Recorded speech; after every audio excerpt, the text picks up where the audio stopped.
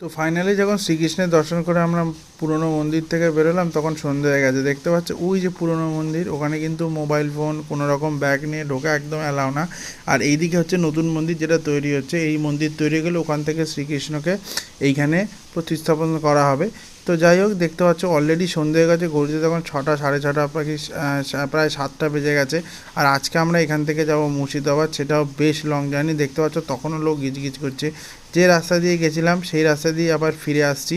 তো এই দেখতে পাচ্ছ আমরা অলরেডি বাসে চলে এসেছি, আমাদের খুঁজতেও লেট হচ্ছিলো। দেখতে পাচ্ছ পুরো সন্ধে হয়ে গেছে এবং বাসে প্রায় সবাই চলে এসছে, শুধু আমার আর দিশার আসারই বাকি ছিল। দেখতে পাচ্ছ মা বসে রয়েছে, আমার অপেক্ষাতেই ছিল।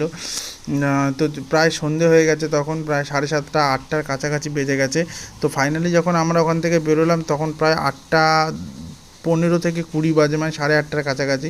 তো এখান থেকে আমরা যাব মুর্শিদাবাদ, এটাও বেশ লং জার্নি। তোমাদের সাথে আবার মুর্শিদাবাদে দেখা হবে।